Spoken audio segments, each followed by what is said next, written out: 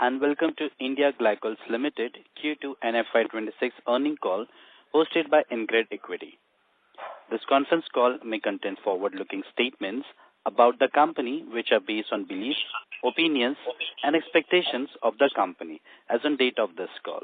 The statements are not the guarantee of future performance and involve risk and uncertainties that are difficult to predict. As a reminder, all participants' line will be in the listen-only mode, and there will be an opportunity for you to ask questions after the presentation concludes. Should you need assistance during the conference call, please signal an operator by pressing star then 0 on your touchtone phone. Please note that this conference is being recorded. I now hand the conference over to Mr. Nitin Awasthi from InCred Equities. Thank you, and over to you, sir. Thank you. Good evening, everyone. Welcome to the second quarter FY26 earnings conference call by India Glycols. Firstly, I would like to thank the management for giving us this opportunity to host the conference call today and also congratulate them on a good set of numbers. India Glycols management is represented by their CEO, Mr. Rupak Saraswat, their CFO, Mr. Singhal, the head of liquor business, Mr. Shukla, head legal and company secretary, Mr. Ankur Jain. I would now like to invite Mr. Rupak to initiate the proceedings with his opening remarks, post which we shall open the floor for Q&A session. Thank you, and over to you, sir. Thank you, Nitin, and a very good afternoon to everybody. Let me start by apologizing for making you wait. For about 10 minutes, we had a minor issue to deal with. And as Nitin said, I'll give you a quick overview of our performance, and we'll give you also a quick overview of how the various segments have done, what the key factors have been, and so on. Some of it would be a bit of a repetition for you, but for the sake of completeness, I would do that. So if you look at the quarter 2 performance for the financial year 2026, our gross revenues have increased from 2144 to 2412 crores, which is up 13%.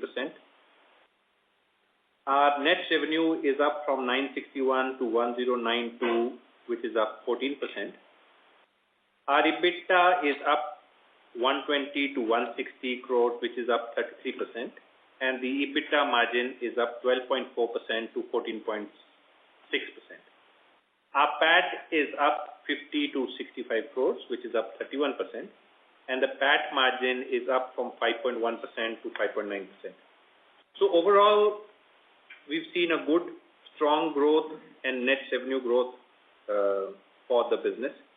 And we've also reported an EBITDA margin which has a healthy upside of 216 basis points, where the absolute EBITDA has grown by 33%. If you look at the H1 performance, I am pleased to also report a good performance where we've seen strong sales in biofuels and portable spirit segment particularly, which have contributed to strong growth in both contribution as well as revenue. EBITDA margin has also grown strongly for these two segments. Specialty chemicals and in-nature biopharma have seen a quarter under pressure, somewhat weak. But for BSPC, we've registered a modest margin expansion during the period. So for H1, our gross revenues have grown from 4,426 to 4,916 crores, which is up 11%. Our net revenue, which is up from 930 to 2133 crores, which is up 11%. Our EBITDA, which is up from 248 to 311 crores, which is up 25%, and margins up from 12.8% to 14.6%.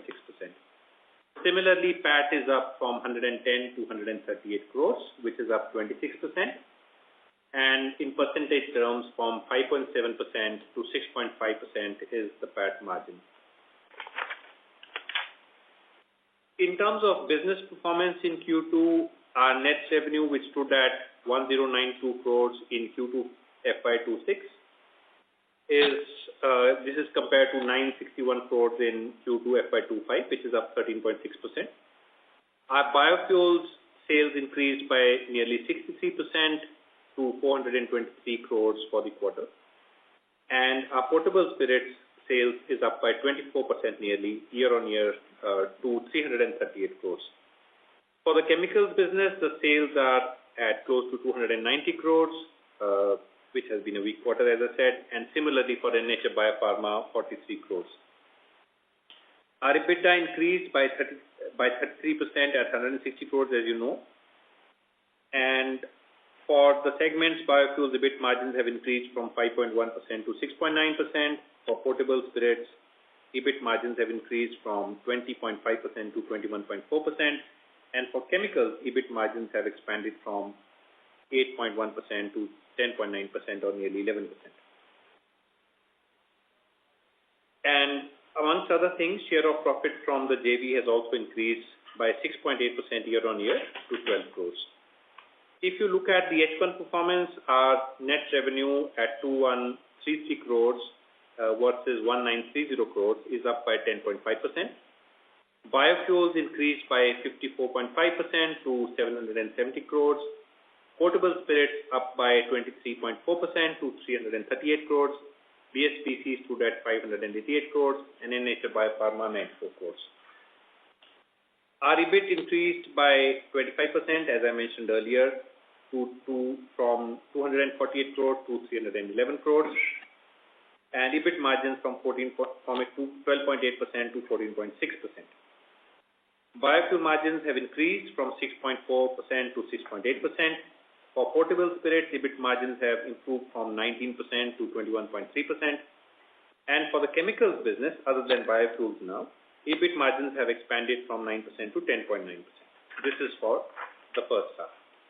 Another thing which is I have also looked at an overall level when I look at our EBITDA trends over the last several years.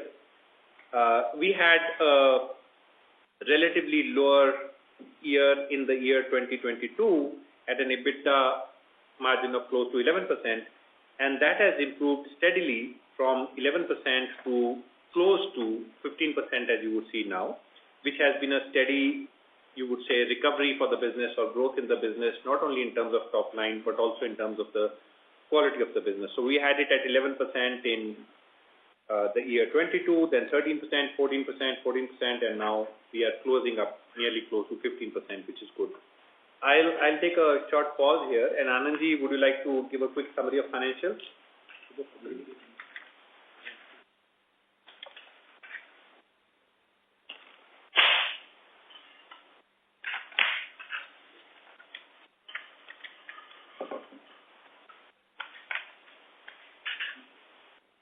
Just to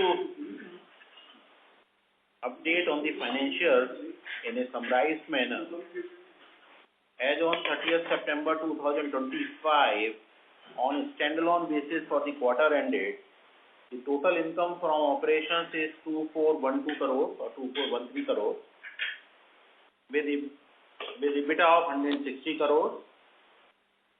PBT is 72.49 and PAT is 53.76. Overall growth in all the sectors, and which has already been explained by our CEO. On consolidated basis, the total income from operations is 2417 crores, which against 2504 crores. Sorry, half year. On consolidated basis, 2414 against 2504. The EBITDA is 15160 against 151. Net profit PBT is 72 crores against 71.991 crores, and PAT is 65 crores against 75 crores. Okay.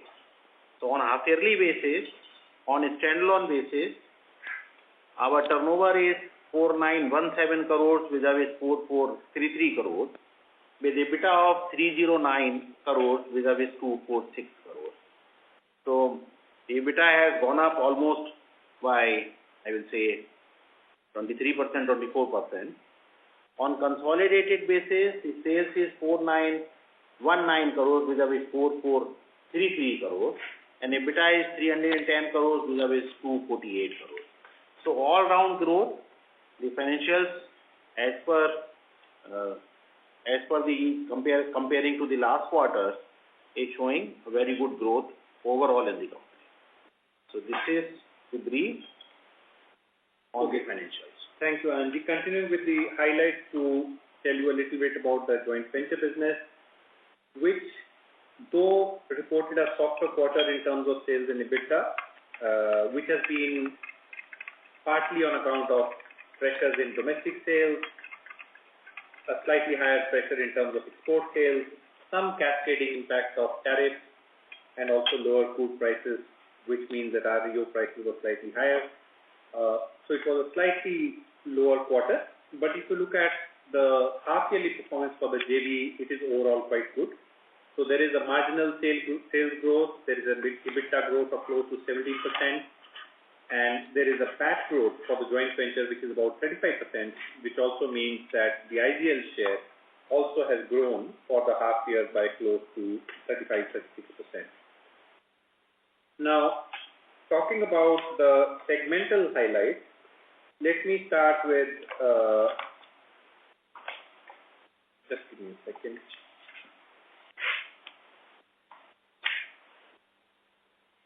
Let me start with biofuels first, which has been a segment which has shown good growth for us and has helped us take both our top line and bottom line up.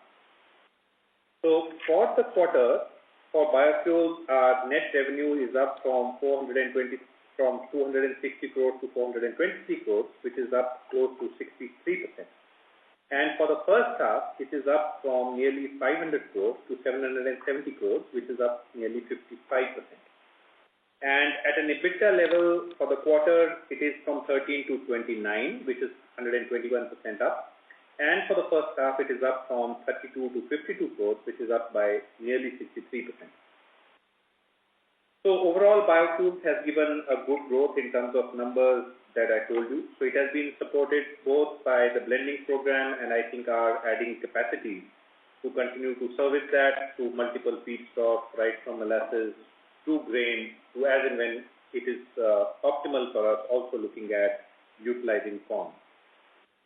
To give you a quick update, IGL has supplied about 15 crore liters in the year 24-25, and we supplied about 1,100 crores in the year 24-25, and we expect it to grow in line with the blending program. Talking about the blending program, the good thing is that the blending program has more or less progressed as per plan, from nearly 5% blending in 1920 to an expected blending of close to 20%, which is expected in this year, which is the year 25-26. However, what has happened slightly is that the capacity has also caught up with the demand, because the blending program is right now at 20%, whilst there is discussion on how it can be increased beyond 20% to maybe up to 27%. There is now some excess capacity in the industry. And this is obviously part of a net zero nationally determined commitment, which is a commitment by India by 2070. In short, it has helped rural economy and farmers' incomes. Payments to farmers of roughly about 40,000 crores happened in 24-25, and forex savings of about 43,000 crores happened in the same year. There is also a significant crude oil substitution, which is close to 24 lakh metric tons on account of this.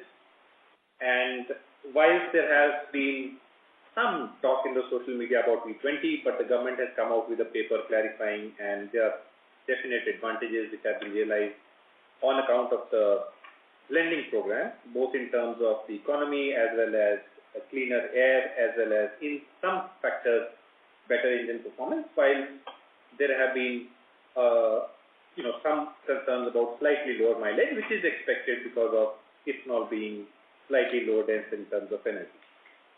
So the government is clear that the policy of 20% blending is up to October 2026. Beyond 2026, the government is looking at the possibility of increasing it to about 27%. However, that is something which will be clarified by the government in the times to come. So that is as far as the biofuels business is concerned. The chemicals business overall, has had a weak quarter in terms of sales, and from close to 369 crores, we registered a net revenue of close to 290 crores for the quarter, and from close to 760 crores, we registered a sales revenue of close to 590 crores for H1. At an EBIT level, however, our EBIT grew for the quarter from 30 to 31 crores and is marginally lower compared to the first half of last year, which is from 69 to 64 crores. Now, there are various factors for this, which I will cover a little later, which includes slightly lower offtake by the JV, some drop in terms of value of some of our products. At a volume level, however, we were closer to flat in the first half. So, amongst various things which have put some pressure on us, one is, a global situation which has meant that crude has been close to, $60, which has meant that some of the other products like MEG have been lower cost, and some other petrochemical-based alternatives to our products have been lower cost, and we've had to struggle on price as well as margins in areas like glycol ethers. And also, 50% tariff in the US has impacted to some extent the joint venture, some of our products directly and some of our products indirectly. We hope that will stabilize, which will mean that the markets in Europe and America and elsewhere will have hopefully a positive impact. Now, what we also see, hopefully, is that there is a general expectation that with India, China expected to buy less and less of Russian crude in the months to come, as the two major Russian oil suppliers have been put under sanction by the US. We expect the oil prices to harden a little bit. There is general consensus on this. That is just a projection, which means that, relatively speaking, the disadvantage that we were having may become lesser, and we are hoping that with the resolution of the trade issues between India and US, will also help the overall chemicals market globally and domestically to start to be better. And the highlight for us in terms of the chemicals business, small highlight, is also that, as you know, we started with new performance chemicals, which is doing well. I'm quite confident about the strong pipeline that we have. That business, while small, is doing well, with very strong partnerships starting to merge with significant players like BASF, Newpark, Dow, etc. We have also become the first ever company globally to make bio-based amines. Whilst we are to start commercial sales in this quarter and the next quarter, but nevertheless it is an achievement where we've worked with customers like L'Oreal and others, and we are working with other partners to see how we can build that bio-based amine business, and we are looking at several new technologies, and we will keep you posted. So that has been a quick update on the chemicals business, and let me now go back to last but not the least, which is the portable spirits business, which has also done very well for us. Where for the quarter, sales have improved from 271 crores to 338 crores, up 24%. For H1, sales are up 551 crores to 680 crores, which is 23%. EBIT for the quarter up from 56 to 72 crores, which is up 30%. For the first half, up from 105 to 145 crores, which is up 38%. So that is good. I think our Amrut partnership is doing well. To start with, we have introduced nearly 8 to 10 different brands of Amrut in various areas, and we've continued our solid performance in country liquor, both in Uttarakhand as well as UP. We are looking at expanding the market as far as IMFL is concerned in areas like Kerala geographically. As you know, we've seen good growth in the paramilitary area, and we are looking at getting some of our brands approved in the canteen services department for the army, which will also drive the next phase of growth in the IMFL business. So we've seen strong growth in caramelty, as I said, which is up close to 70%, strong growth in the vodka segment, which is up 38%, rum segment up 26%, and as I said, we are starting to see good traction for some of the Amrut brands that we are that we had introduced. So that's a quick update on the portable spirits business, and I will take a pause, and particularly on the liquor business, I will request Shuklaji if he has to add something both on country liquor and IMFL, and then we can go on to questions. Good afternoon. In line of our CEO's statement, the liquor business is doing well, and we are, besides the tough situation, July, August and September, we could able to maintain our leadership in both the segments, country liquor as well as IMFL. And as far as margin is concerned, because of the season expected start from November to March, as far as raw material is concerned, that would be, and fuel is concerned, both is a very positive sign for us. We are expecting not only the surplus raw material availability, but also the price would be the very positive in the next couple of months. So we are expecting next month the excise policies which are in line. So we are hoping better excise policies by the state authorities, which will be decide our fate for the 26-27. Certainly it would be in our favor. Thank you so much. Just to add here that the second quarter for the liquor is always a very lean quarter. And as Shuklaji said, that despite the lean quarter, the company is able to maintain its growth and has achieved a very good turnover. Secondly, just to add that the company has decided to come out with the preferential allotment to the promoters, friends and relatives.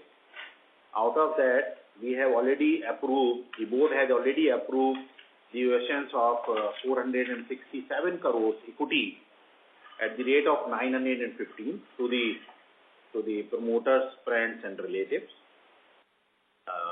The EGM has already approved, means the investors has rather blessed that resolution, and we are expecting the approval from the BSE and NSE shortly. After that, we'll issue the equity shares. So this is the update, and the money whatever we will receive out of this preferential will be utilized for the reduction of the term loan. So basically, you can expect that from this quarter onward, the finance cost will start reducing. So this is the update.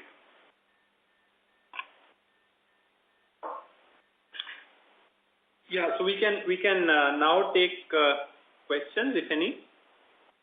Sure. Thank you so much, sir. Ladies and gentlemen, we'll begin with a question and answer session. Anyone who wishes to ask a question may press star and 1 on their touchtone telephone.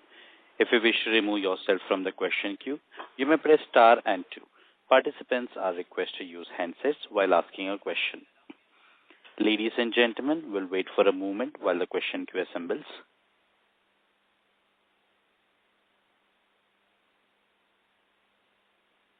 Our first question comes from the line of Vignesh Iyer from Sequent Investments. Please go ahead. Hello, sir. Thank you for the opportunity. So my first question is on the fundraise and the debt side.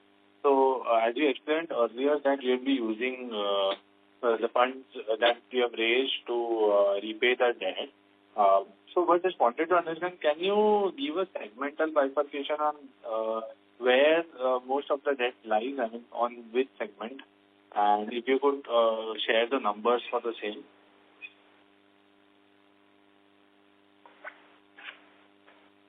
Actually, the company is having about 1,400 crores long-term debt as on date.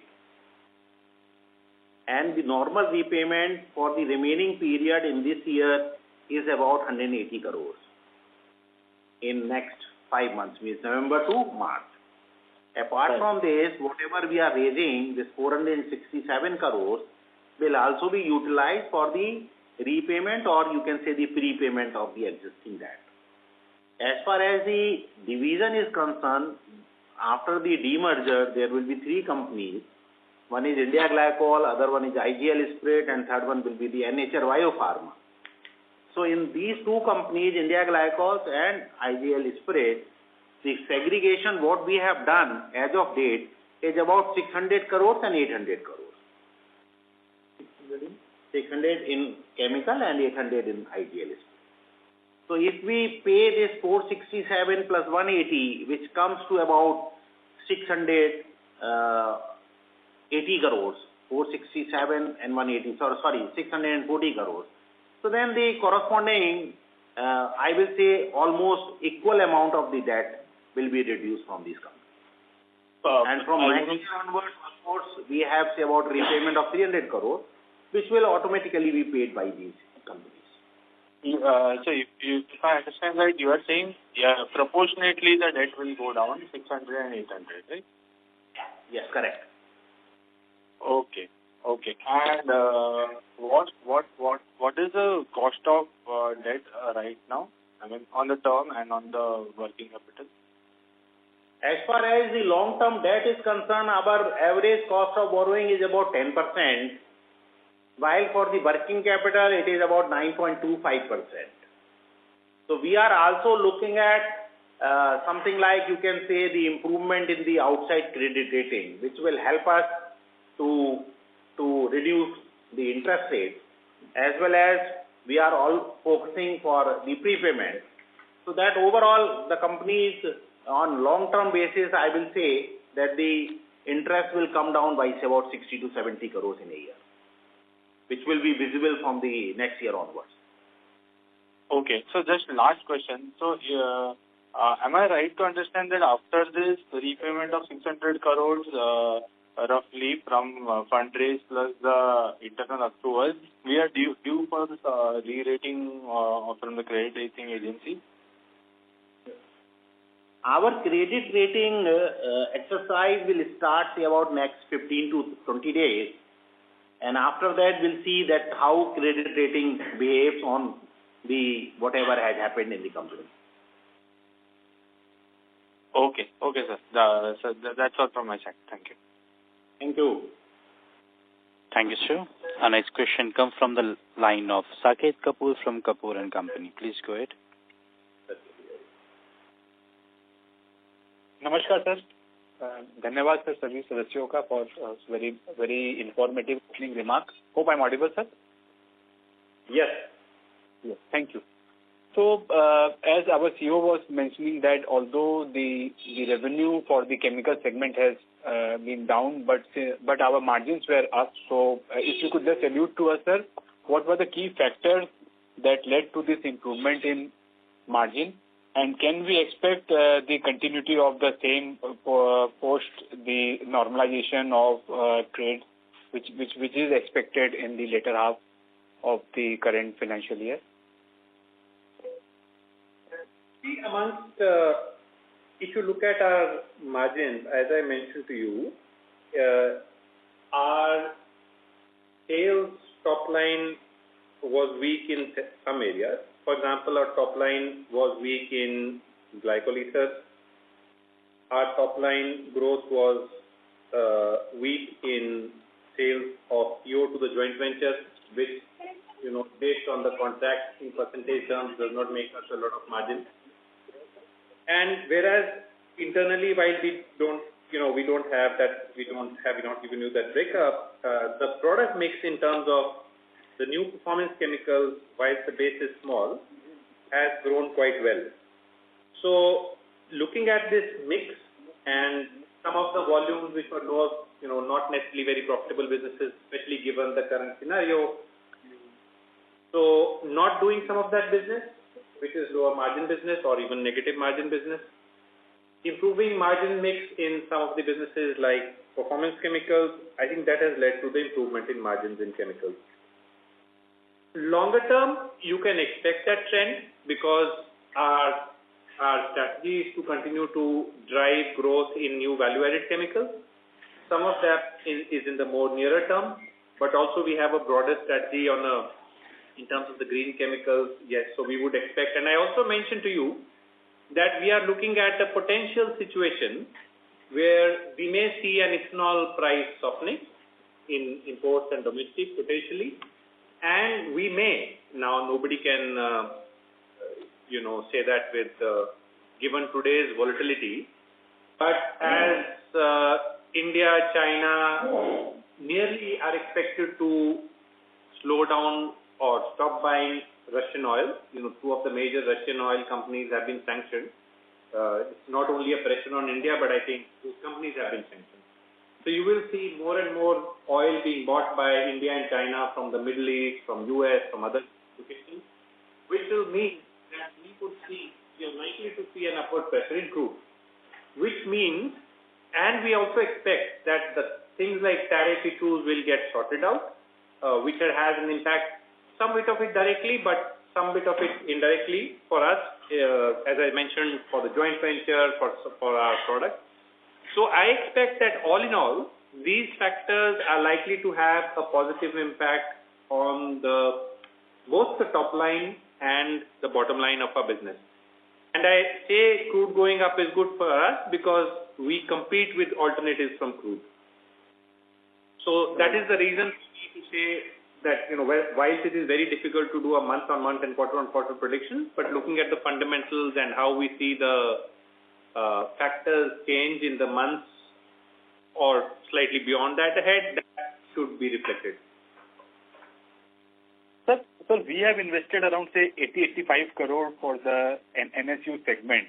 And as you mentioned about that, ji sir, आपने से बताया कि we have been getting the affirmations from the MNCs and some we are going to execute some orders. So if you could just give us some color, sir, how will this segment contribute going ahead?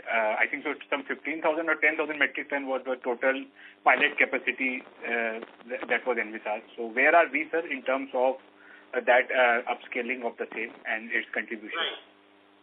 So I'll tell you ballpark. I mean, if you look at, we started with a very small base, and I think really speaking up, it takes about 2 to 3 years as a gestation period to do these development projects with companies. And whilst we would have expected it to do much better, but we are seeing nearly a doubling of revenue and contribution for the year, and also till date. In fact, for H2, it is much more than doubling of contribution. I am not giving specific numbers right now because I need to look at the product mix and I don't want to be wrong. But broadly speaking, I expect to see a doubling on a small base of both volumes and contribution, and I expect that trend to continue. Now, some of the projects that we are working on, while it has led to some slowdown, I can say, which gives me confidence, potentially can be 10 times the business that we are doing right now over the next few years. Now, this is with the rider that I mentioned potentially, but those are the discussions that we are having, and we are also looking at new areas. We are looking at newer technologies, so we'll continue to invest incrementally in this business, and I'm quite confident that this is not a capex intensive business. But once we get our fingers in this business or get our foot in the door in this business, I think the payback and the associations are stronger, longer term, and I expect that trend to continue. Correct, sir. So I have a couple of more points. May I continue, sir, with your permission? Of course, continue, Sagar. Yes. Sir, now the pain point for the N-Nature Biopharma segment, I think so, you have alluded and explained as the factors of the commercialization of that plant by ITC also in the previous year. And then again, this time you have, in your presentation, mentioned about some factors about some crop and seeds. I'm just forgetting the same. So if you could just give us, sir, what is our thought process for this segment? It is the smallest of the lot. Earlier, its contribution to the profitability was among the highest. So now, as you mentioned, sir, here, that the nicotine sales were under pressure due to competition, and then there is volatility in the thiochloride market due to disruption in Gloceria seed supply. Pardon me for the pronunciation. This is what has been mentioned. So Just a ballpark of how things will shape up. The profitability, quote unquote, is now gone for the segment as a whole. Saket, couple of things. First of all, you have done enough reading to give 75% of the answer. We know that there is a lot of these sales that we do, say in the thiocolchicoside segment, are outside of India, through Europe, through Turkey, and these areas and these businesses, because of how the international trade and situation is, has been under pressure. And there has been a shortage of seed supplies, which has also put some pressure as far as thiocolchicoside is concerned. And you rightly said that there is a decline in nicotine sales. But what we are focusing on is, as we have mentioned, and that will take time, and I will request my colleague Manish to also add, is not to do more of the same thing. We realize that we got those volumes, the volume business came under some pressure, some of the things are possibly not permanent, some of these things will improve, but there are many other things that we are doing. We are looking at getting several standard approvals for our plants, for our businesses, which allows us to register and enter with global players, so that work is going on. Plus, we are also looking at working with several brands so that we look at the branded nutraceuticals market much more. And there are several things which we are doing to differentiate our products through clinical studies, validation, and getting our products to be proven to be superior, and not only just mere nutraceuticals, but demonstration through claim substantiation. So that's broadly the strategy. We have spoken about this over the last few quarters. We understand that there has been some challenges, but I think the strategy is very clear to focus on differentiation through standards, to get registrations in the developing markets, and to focus on building the branded portfolio. Now, Manish, would you like to add something as well? As the CEO says about the branding nutraceuticals, because in thiocolchicoside, there is a less crop this year, and whatever the material is there is being holded by the farmers and all, waiting to increase the prices and all. So we are also watching that. And in nicotine, the low cost production by the new vendors, new manufacturing facilities has dented the volumes and the value both. And apart from this, the Russian and Ukraine war has impacted negatively to nicotine business also.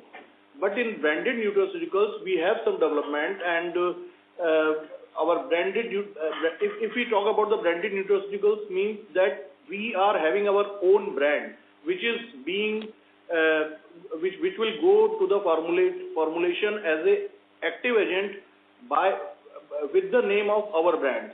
So we are in the process of having some contract with the like US companies and European companies to use our branded nutraceuticals, and the margin, as Saket you to ask about the margin earlier, like 40%, 50%. The same margin we are expecting in the this branded nutraceutical business.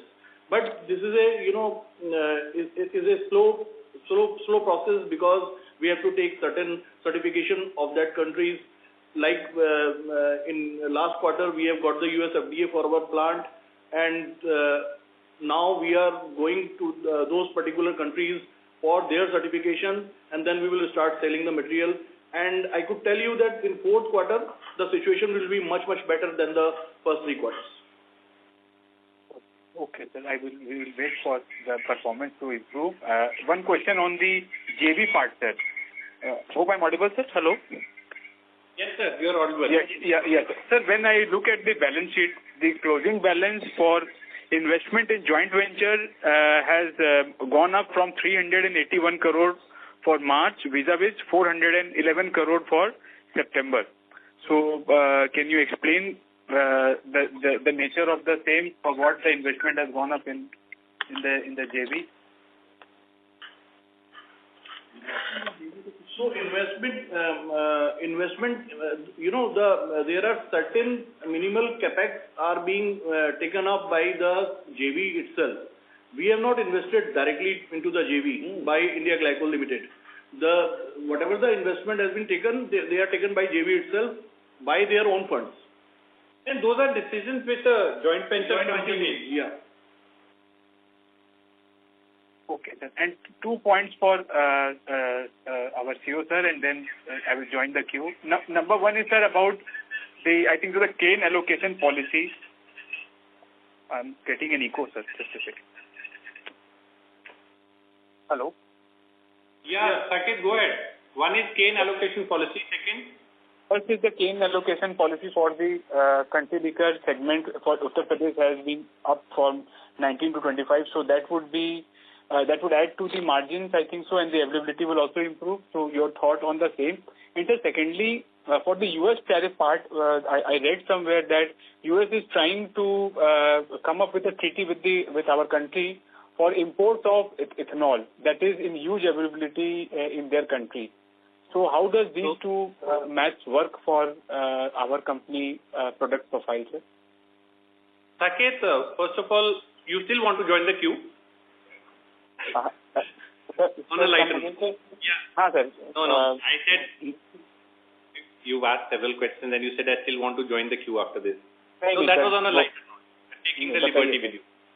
Okay, sir. Thank you. Okay अच्छा, मैं केन policy पे शुक्ला जी बोलेंगे. थोड़ा सा मैं US import पे बोल देता हूँ, and if anything else Shukla ji has to add, he will add. Look, I think that is in the domain of speculation. How do you look at this? Now, the government has made a lot of companies to invest in the biofuels business to achieve several things. First thing they wanted to achieve, for example, is payables in the sugarcane sector. That has helped. You all know about how important it was to try and address at least farmer suicide and things like that. I mentioned to you earlier that about 40,000 crores have been paid to the farm sector last year. So that's a very important. We've saved about 43,000 crores in terms of forex. Now, if you start buying all the ethanol, both these advantages are gone. In terms of forex as well as farm sector income. So, while it is fair to assume that the US has been asking us to be a little more liberal on, their farm outputs, which can include corn, ethanol, and look, the allocations for next year have largely been done. There is a small margin. So, there may be some, formula that they may arrive at to either look at corn imports. I think ethanol may be unlikely for biofuel blending. But it is completely speculation right now, Saket, and I would like to believe that it is a program which has certain objectives, which we talked about forex, we talked about payments to the farm sector, which was a sector under stress. We talked about cleaner environment. We talked about,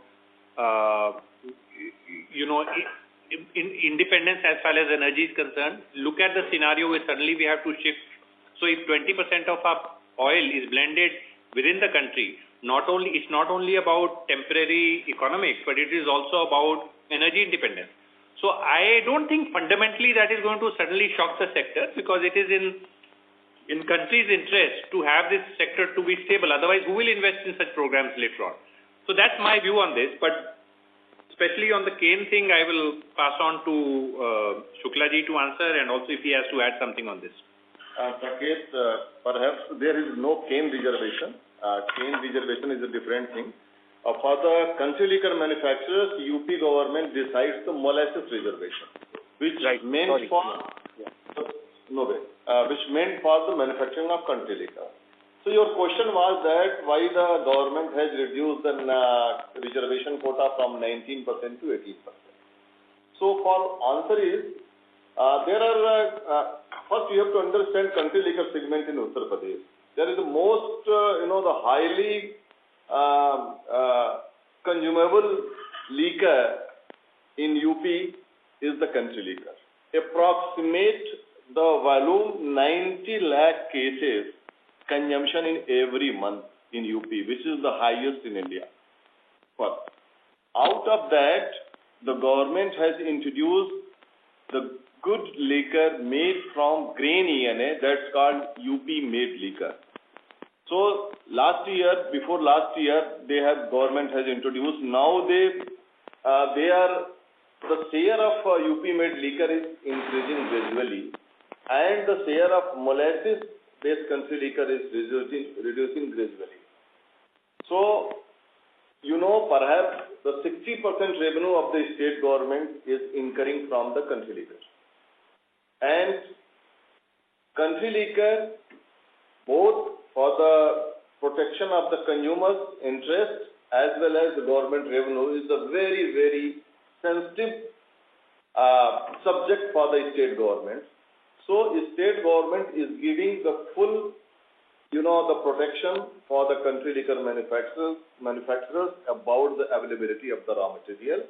That's why they have reserved, and not only reserved, they have mandate that whatever the reservation belongs to the sugar factory, they have to release in 12 equal installments in a year. So nobody can go beyond that. So we rest assured that this reduced reservation will not impact the country liquor supply, and also the UPML supply is increasing. So gradually in the coming years, molasses-based country liquor will get slightly reduced and grain-based country liquor will increase. So this is the policy of the state government. Sir, sorry to interrupt here, but what we have read is that UP has raised this molasses quota from 19 to 25%. So how should we contemplate that, sir? Correct. So there are two categories of molasses available in UP. One is the B grade and one is the C grade. B grade molasses, total reducing sugar is roughly coming around more than 55%, and C grade category molasses is around 40 to 45%. So the reservation was on the basis of B molasses, which convert 25% in C molasses. There are two grades of molasses. So earlier reservation you are mentioning about the in classification under the B grade. If you convert that reservation into C grade, that comes around 25%. So essentially, B heavy molasses has 25% more sugar than C heavy molasses. So that is the translation, which in terms of ethanol quantity does not mean that it will produce more ethanol. Yes. It is equivalent. Okay, sir. Maybe, sir, I'll take it offline. I just got fumbled somewhere. So, fine, sir. I'll just take it offline once again. Thank you. Our next question comes from the line of Rohit Nagaraj from 360 ONE Capital. Please go ahead. Thanks for the opportunity and congrats on good set of numbers plus the preference issue. So first question on the liquor business. Now since we are going into Kerala, what is the strategy that we are adopting in terms of market expansion? And another question in terms of the Amrut partnership, how is it, what are the contours of the partnership in terms of royalty payment, in terms of geographical reach, and in terms of any other arrangements that we have? Thank you. Okay, I'm Raju Vazirani speaking. I'll come on to Kerala. You asked the first question. See, what we are an evolving liquor company as opposed to evolved, or if I may use the word saturated old liquor companies. They have a lot of excess baggage. They have a lot of excess baggage of smaller brands not giving money, input costs going up, overheads high. Here we are an evolving organization. So what we do rightly is we do not address any state without having a good look at it from futuristic point of view of premiumization. So Kerala is one such example. There was a time Kerala never used to give any bottom line. It used to be a volume state. Now with the change in guard in Kerala, when lot of the bureaucrats are very progressive, they also know that the revenue will come. So whatever is the tender price, since you are specific of Kerala, whatever is the tender price is approved. In my more than 4 decades of experience with Kerala, it was never done that whatever is your tender price you get. There is negotiation. There used to be negotiation. and there used to be at least 20 to 25% deduction in the vendor price. In other words, we have got what we have tendered. So we have got as many as 7 brands approved in Kerala, and Kerala is a government organization, a government state, as you know. So the monies are secure, but we have to go gradually, but definitely, and I'm sure we have got the right price points, and we have got approval for brandy, we have got approval for rum. Just for your benefit, 90% of the volume is brandy and rum and not whiskey. Whiskey is only 1%. So we have launched our rum there, and very soon we are going to launch our brandy. And for the benefit of whoever is hearing this, one is very well versed with brandies like Morpheus. One has handled such brands created right from initiation. So one is well versed with premium brandy, and I take a lot of satisfaction in mentioning that we have created a marvel of a brandy which will hit the stands very soon. So these two, rum and brandy in Kerala, will be our growth engines at a certain definite profit. Now, to answer your second question on Amrut, see, for obvious reasons, we cannot over this call talk about royalty because it is not in public domain, but the royalty naturally is, because these are all non-malt whiskey brands. Now, Amrut is concentrating on their core competence, that is their malt whiskies. So naturally it is bonus sales for them because they were not concentrating on chasing the volumes of non-malt. And while it suits us to sell Amrut because we've got the specifications of Amrut, we follow the quality standards, and that holds a lot of promise. But there is a rider here, because these are all premium brands. They will take time. We will increase, but we will increase gradually. See, whiskey is a very, very difficult segment, as you would know, since you asked question on liquor. It is very difficult to establish a premium whiskey brand. Only 3 or 4 companies have been able to establish premium whiskey brands in the Blender's Pride, Rockford range, and we have the inherent advantage of Amrut with us. So we have got this Macintosh in 2 versions. So gradually but definitely it will make its own place. So we are on the right track. We have the patience, but one thing is sure, we will not fail because these are tried, tested quality brands. Sure. Thanks for that elaborate answer. So second question on the specialty chemicals business. Now, as we have got, we'll be receiving the reference money, the debt partially will be paid off. What is the capex plan that we are looking at over the next maybe a couple of years? And during the intervening period, do we have sufficient capacities to grow the business? Thank you. Yeah. So, Rohit, we are already in the process of adding some incremental capacities where we think we'll need them over the next few months to 1 year. The way we have structured the manufacturing is also to keep it modular. We've looked at where we have land and how we can continue to add. Given the nature of the business and the investment already done, and also the fact that we are in a brownfield site where we can build on some of the existing assets, I don't think we are going to do a huge amount of capex investment in the next 1 year.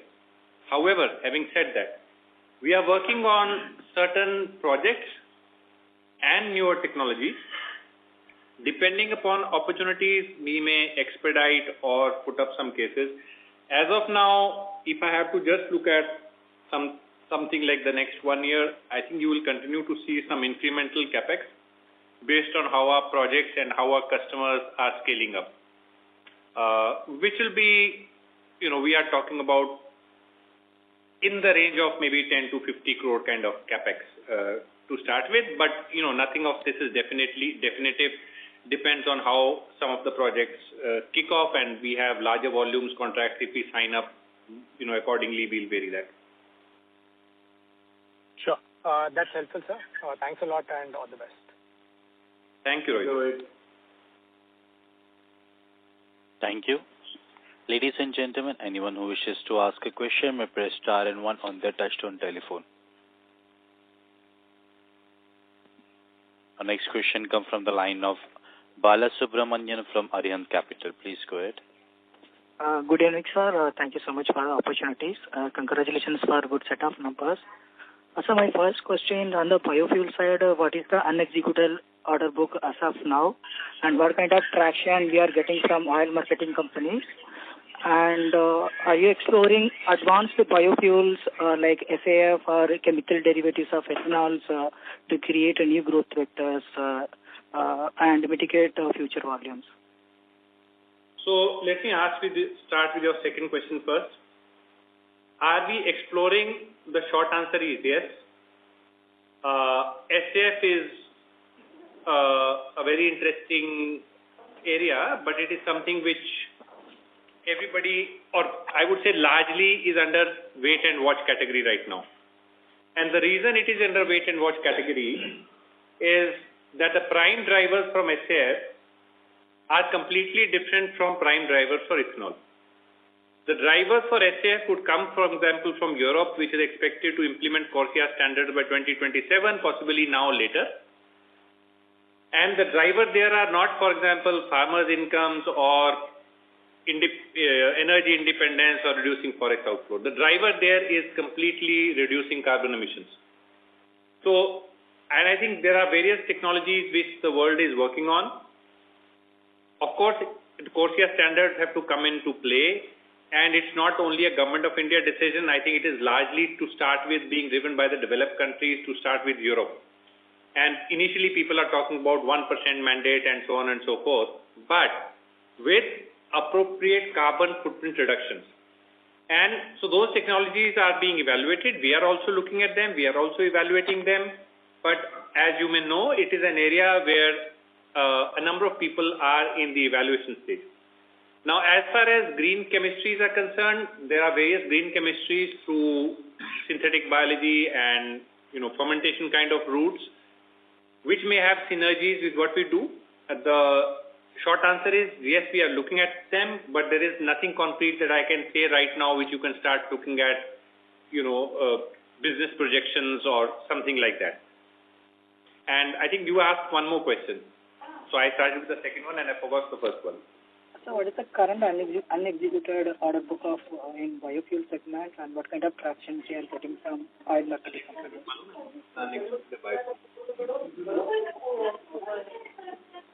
No. So we are not clear about your question when you said. So what is the? I think earlier we got 1,200 crore kind of order book from oil marketing companies. And what is the unexecuted order book as of now, and what are the tractions we are getting from oil marketing companies?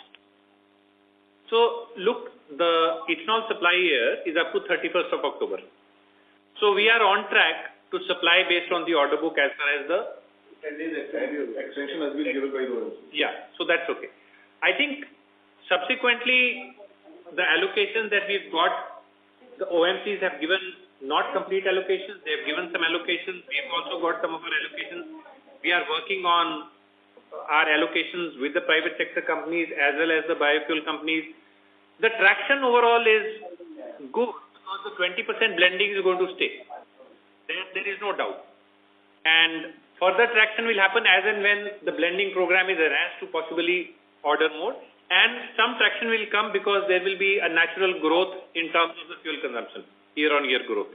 So it's kind of steady. I think I also mentioned in my earlier remarks that in the near future, one of the things also is that there is now some bit of excess ethanol capacity, which means that we'll have to make sure that we get our orders and try and get our top lines with the OMCs, who are going to order more than the last year for sure, because that's going to grow, 20% is going to stay.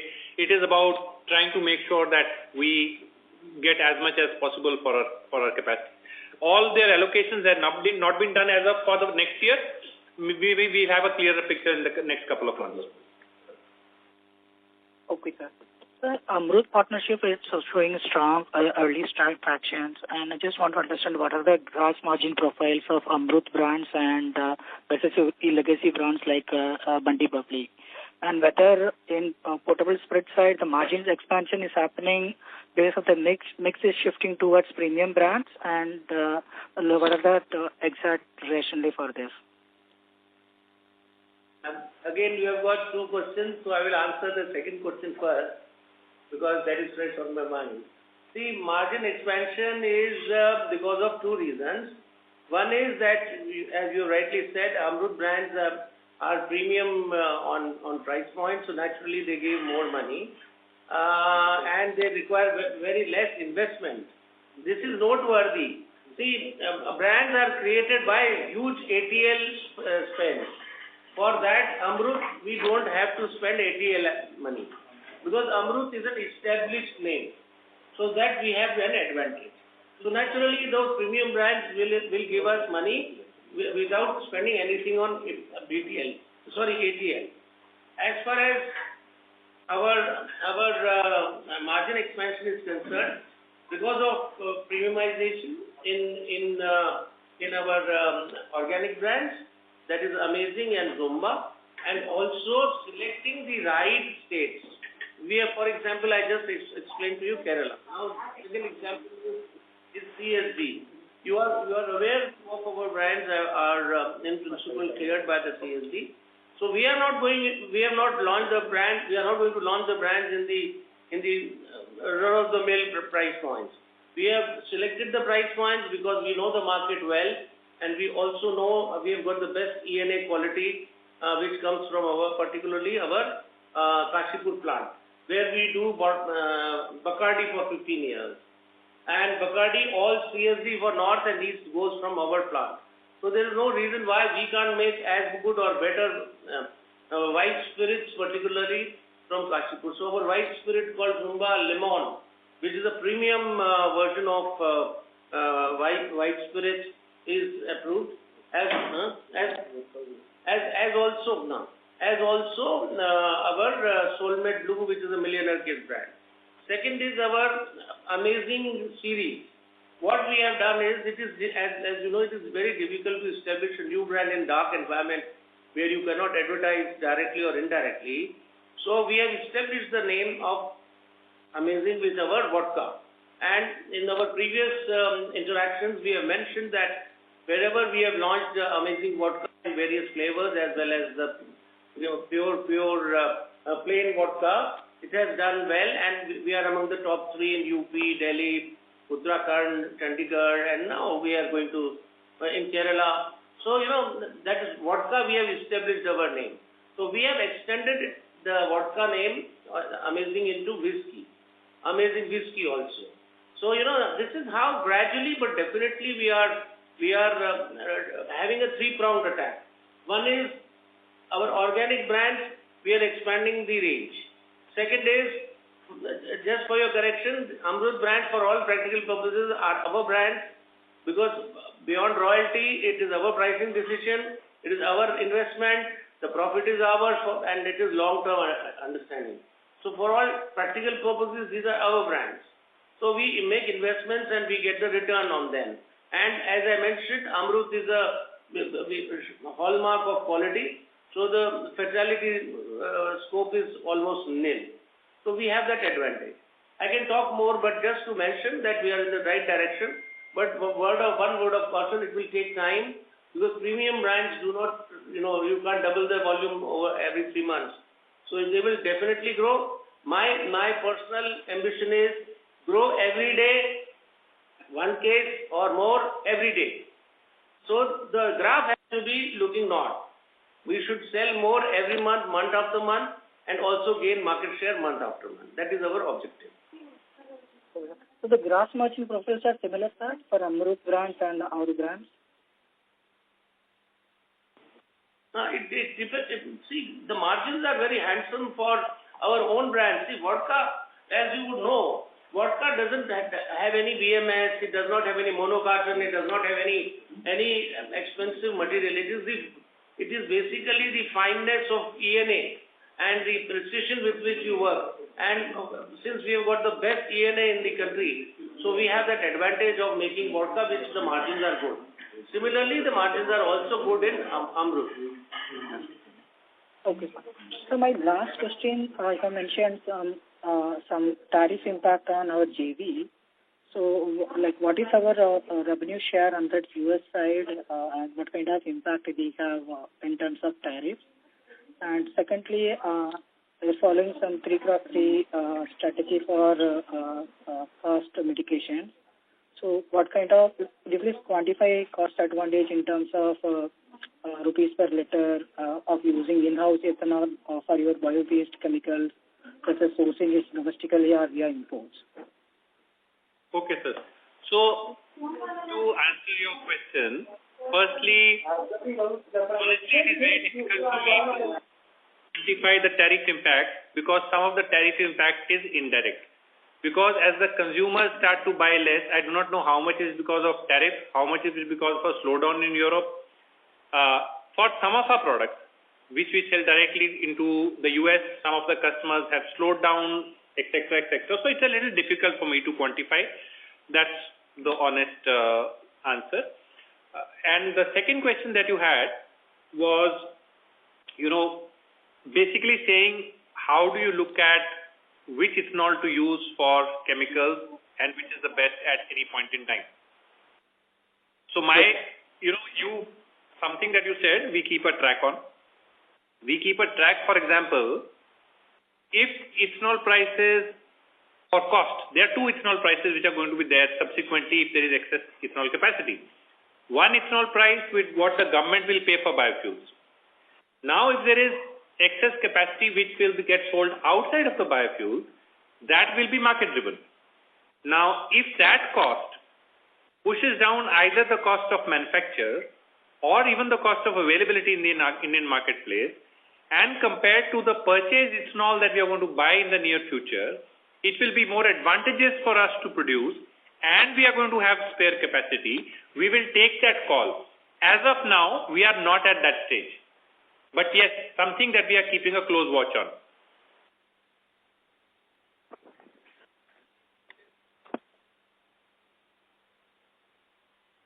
Thank you, sir. Our next question comes from the line of Rohit Nagraj from 360 ONE Capital. Please proceed. Yeah, just one clarification, Vazirani sir. On the Amrut partnership, is it an exclusive partnership with us for certain brands, or as an Amrut, as a company, we will be only doing the incremental, partnerships across any of new products that will be introduced? Amrut understanding with us is exclusive. They cannot give the brands which we are doing to anyone else. And since we are manufacturing them, we are selling them, we are putting investments into them. So the understanding is very clear. From a long-term perspective, we have the first right of refusal even after a long term once the agreements are there for renewal. So for all practical purposes, these are our brands, except that all the trademarks belong to them. In the agreed market. In the agreed, yeah, of course, in the agreed market. But see what good point CEO has mentioned. But what we have, if I may say, smartly done is, we have picked up those markets which are whiskey markets. See, just for your knowledge, like Kerala, like Tamil Nadu, like so many markets, there is no whiskey. So we are not this company, and we have got our bearings right in UP, Uttarakhand. These are our home states. We are very strong both in calculator and IMFL.